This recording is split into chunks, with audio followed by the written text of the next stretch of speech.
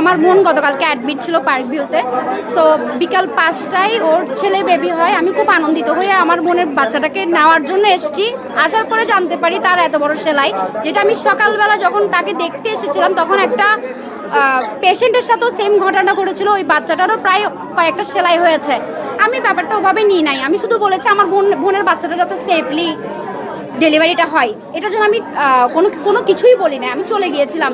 বিকালে এসে যখন আমার বোনের বেবির সাথে সেম ঘটনা ঘটেছে তখন আমি মিডিয়াকে জানালাম যে আপনারা এসে ব্যাপারটা দেখুন, কারণ ওনারা আসলে আমার সাথে ভালো ব্যবহার করছে না। মানে আমার বোনের জামার সাথে ওরা লিটারালি বলতে যাচ্ছে যেটা আমরা করেছি বাচ্চাটার সাথে আমরা করেছি, মানে আমরা মেরে তারপর ওনাকে দোষারোপ করছি, মানে ডক্টর মোনাকে দোষারোপ করছি। 10 থেকে 15 মিনিট ছিল আমাদের কোলে। আপনারা চাইলে যেখানে বাচ্চাটাকে আমরা কোলে নিয়েছিলাম ওখানে আপনারা সিসিটিভি ফুটেজ চেক করতে পারেন যে আসলে আমরা কিছু করেছি কিনা। আপনারা চাইলে আমি সুষ্ঠু একটা বিচার চাই, যে ডক্টর মোনা যে দোষটা করেছে সে দোষটা এসে উনি স্বীকার করুক, সরি বলুক। ওনার ব্যবহার যে ব্যবহারটা আমাদের সাথে করেছে যেটা মোটেও উচিত হয়নি। আমার বোনের জামাই বলেন বা আমার বোন আরেকটা যিনি আছেন ওনার সাথে এসে সরি বলুক। ওনার যে জেনে হোক না জেনে হোক যাই করেছে উনি সরি বললে অনেক কিছুর সমাধান হয়ে যায়, ব্যবহারে অনেক কিছু হয়ে যায়। উনি এটা করলে আজকে এত কিছু হইতো না।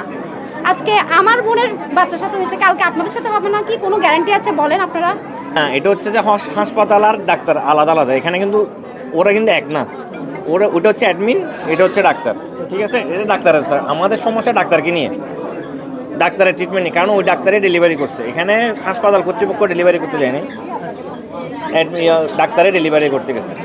আচ্ছা ভাইয়া, আপনারা কি চাচ্ছেন যদি এটা একটু বলেন? আমি যাচ্ছি এটা ডাক্তারের ভুল হয়েছে, এটা গিয়ে আমার দিদির কাছে সরি বলতে হবে। আমার দিদিকে গিয়ে বলতে হবে, ঠিক আছে, যে উনি এটা ভুল করছে, উনি ওইভাবে রিয়েক্ট করাটা ওনার উচিত হয় নাই।